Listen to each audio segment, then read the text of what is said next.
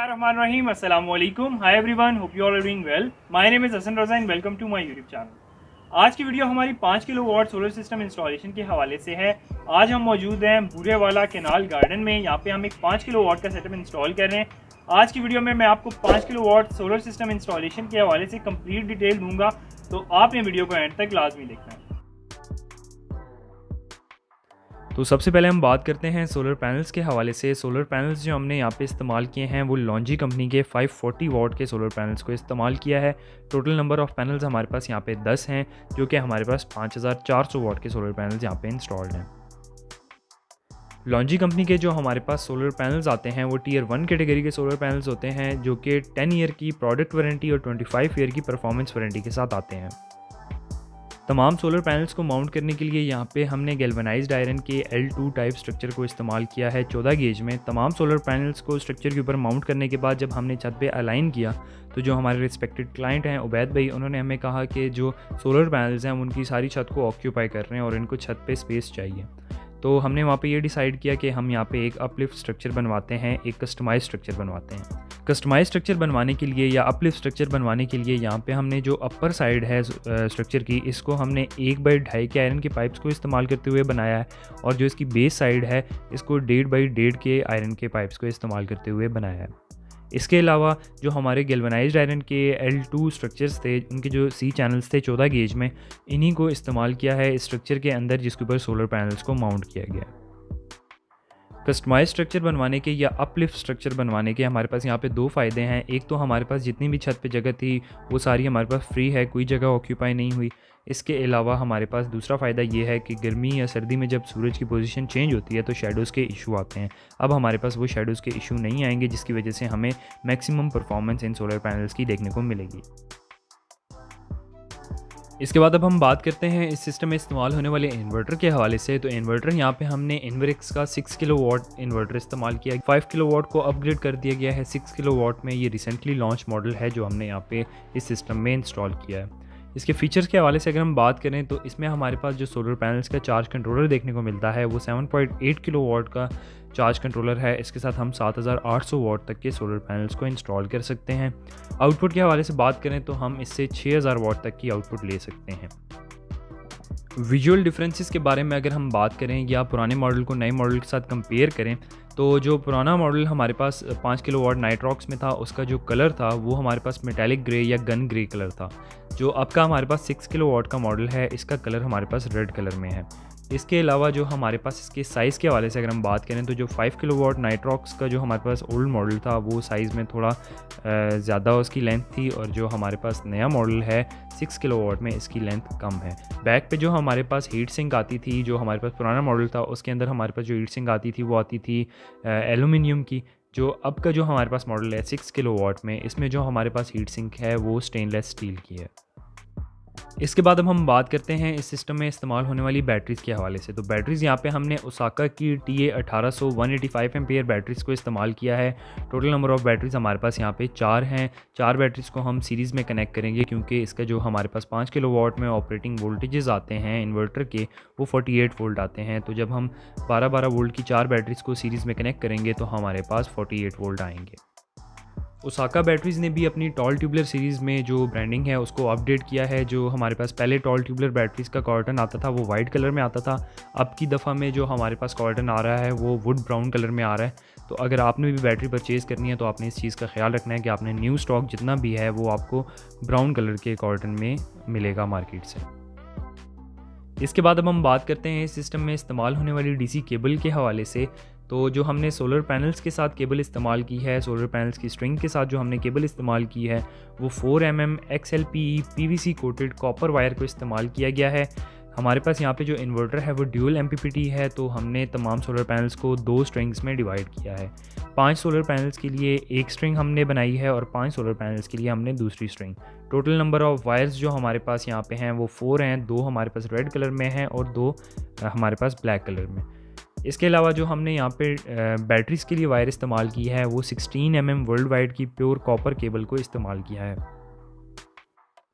Solar panels की strings को आपस में कनेक्ट करने के लिए कहीं से भी सोलर पैनल्स की वायर्स को स्ट्रिप नहीं किया गया। प्रॉपर MC टाइप 4 कनेक्टर्स को इस्तेमाल करते हुए तमाम सोलर पैनल्स की स्ट्रिंग्स को इन्वर्टर के साथ कनेक्ट किया गया है।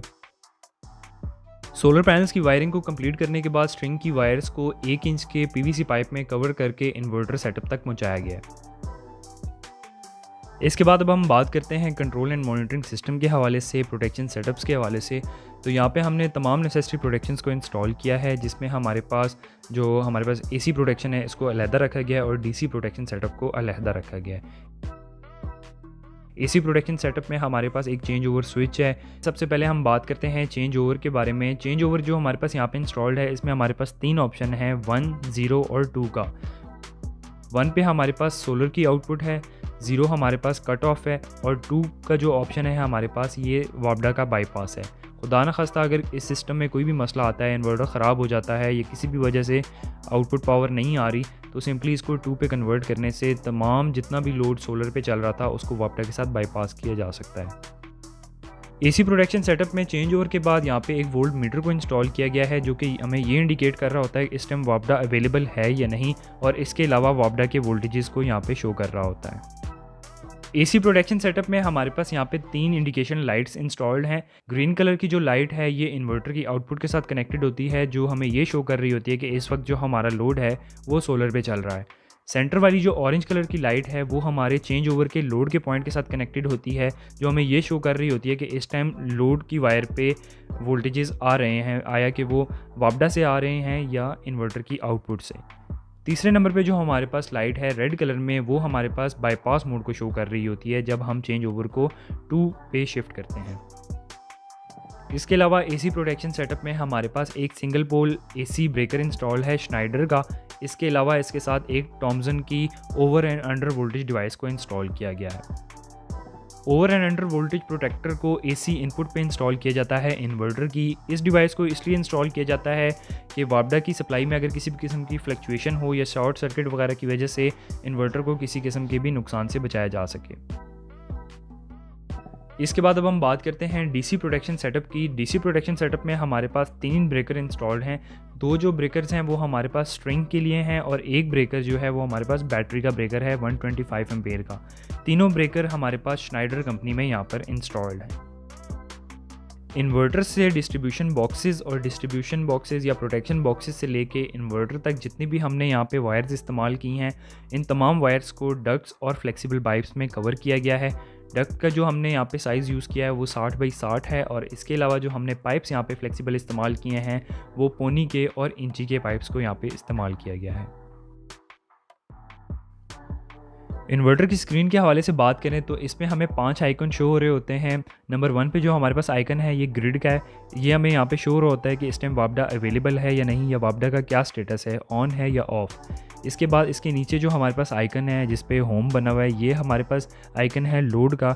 इस पर हमें ये स्टेटस पता लग रहा होता है कि इस वक्त कितना लोड हमारे पास ड्राइव हो रहा है। तीसरे नंबर पे जो हमारे पास आइकन है वो ये शो कर रहा होता है कि सोलर की इनपुट कितनी आ रही है, सोलर कितनी पावर जनरेट कर रहा है। चौथे नंबर पे जो हमारे पास आइकन है वो हमारे पास बैटरी का आइकन है। यहाँ पे हमें बैटरी की परसेंटेज या बैटरी के वोल्टेज हमें शो हो रहे होते हैं। इसके अलावा इसमें हमारे पास एरोज़ यहाँ पे शो हो रहे होते हैं, जिससे हमें ये इंडिकेट हो रहा होता है कि वापडा से इस टाइम बैटरी चार्ज हो रही है या सोलर से चार्ज हो रही है।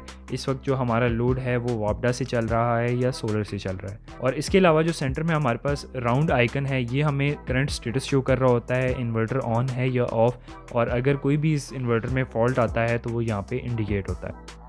इसके बाद अब हम बात करते हैं इस प्रोजेक्ट पे आने वाली टोटल कॉस्ट के हवाले से। तो यहाँ पे हमने जो सोलर पैनल्स इस्तेमाल किए हैं, लॉन्जी के 540 वाट के सोलर पैनल्स को इस्तेमाल किया है। टोटल नंबर ऑफ़ पैनल हमारे पास 10 हैं। इनकी जो हमारे पास टोटल कॉस्ट बनती है वो बनती है 4,03,300। इसके अलावा जो हमने यहाँ पे इन्वेरेक्स का नाइट्रॉक्स 6 किलोवाट इन्वर्टर इस्तेमाल किया है, इसकी जो हमारे पास प्राइस है वो है 1,95,000 1,95,000 रुपये। जो हमने इस सेटअप में बैटरीज इंस्टॉल की हैं वो ओसाका की 185 ampere hour tall tubular batteries को इस्तेमाल किया है। इन 4 बैटरीज की जो हमारे पास प्राइस बनती है वो बनती है 1,20,000 रुपये। इसके अलावा जो हमने गैल्वेनाइज्ड आयरन का L2 स्ट्रक्चर इसमें इस्तेमाल किया है, उसकी जो हमारे पास प्राइस है वो 30,000 रुपये है। और इसके अलावा प्रोटेक्शन बॉक्सेस वायर्स और जितने भी हमारे इंस्टॉलेशन चार्जेस हैं, मटेरियल डिलीवरी, इन तमाम चीज़ों को इसमें ऐड करने के बाद जो हमारे पास इस प्रोजेक्ट की फ़ाइनल कॉस्ट आती है वो आती है 8,54,300 रुपये। ये प्रोजेक्ट हमने 28 अप्रैल 2022 को इंस्टॉल किया था, जिसकी तमाम प्राइस डिटेल आपके साथ शेयर की गई हैं। अगर आप करंट जो प्राइसेस हैं उनकी डिटेल जानना चाहते हैं तो आप हमारे स्क्रीन पे दिए गए नंबर्स पे रब्ता कर सकते हैं। आपको एक अपडेटेड कोटेशन सेंड कर दी जाएगी आपके नंबर पे। लोड डिस्ट्रीब्यूशन के हवाले से अगर हम बात करें तो यहाँ पे जो हमने इन्वर्टर इस्तेमाल किया है इसमें ड्यूल आउटपुट आती है। एक आउटपुट की पोर्ट जो है वो लाइट लोड के लिए इस्तेमाल होती है और एक आउटपुट की जो पोर्ट है वो स्मार्ट लोड या जनरेटर के लिए इस्तेमाल होती है। स्मार्ट लोड पोर्ट हम हैवी लोड के लिए इस्तेमाल करते हैं, जिसमें हमारे एसीज़, पानी वाली मोटर और दूसरे घर का जो हैवी लोड होता है उसको हम स्मार्ट लोड पे रखते हैं। लाइट लोड की जो पोर्ट है इसमें हम घर का जो एसेंशियल लोड है, जैसे कि हमारा कंप्यूटर सेटअप हो गया, फ़ैन्स हो गए, लाइट्स हो गए, इनको हम लाइट लोड पे इंस्टॉल करते हैं, लाइट लोड की पोर्ट पे इंस्टॉल करते हैं। इन्वर्टर में जो हमारे पास हैवी लोड की पोर्ट आती है इसको सॉफ्टवेयर से कंट्रोल किया जा सकता है कि लाइट जाने की सूरत में कितने % तक बैटरी ड्रेन हो तो हैवी लोड कट ऑफ हो जाए। अगर हैवी लोड कॉन्टीन्यूज़ बैटरी से चलता रहेगा तो बैटरीज जल्दी ड्रेन हो जाएंगी, जिसकी वजह से सिस्टम हमारा बंद हो जाएगा। तो ये एक बहुत ही ज़बरदस्त ऑप्शन है इस इन्वर्टर में। तो ये थी हमारी आज की वीडियो। मैं उम्मीद करता हूँ आपको हमारी आज की वीडियो पसंद आई होगी। अगर आपको हमारी वीडियो से कुछ भी नया जानने को मिला है तो हमारी वीडियो को लाइक करें, और अगर आप मज़ीद इस तरह का कंटेंट देखना चाहते हैं तो हमारे चैनल इनोवेटिव सॉल्यूशंस प्लैनेट को सब्सक्राइब करें। हम सोलर सिस्टम इंस्टॉलेशन का काम करते हैं। अगर आप अपने घर के लिए या ऑफिस के लिए कोई भी सिस्टम इंस्टॉल करवाना चाहते हैं तो हमारे स्क्रीन पे दिए गए नंबर्स पे आप रब्ता कर सकते हैं। इसके अलावा आप हमें फेसबुक या इंस्टाग्राम पे भी कांटेक्ट कर सकते हैं। मैं आपसे मिलूंगा इंशाल्लाह अपनी नई आने वाली वीडियो में। तब तक के लिए अपना बहुत सारा ख्याल रखिएगा। अल्लाह हाफिज़।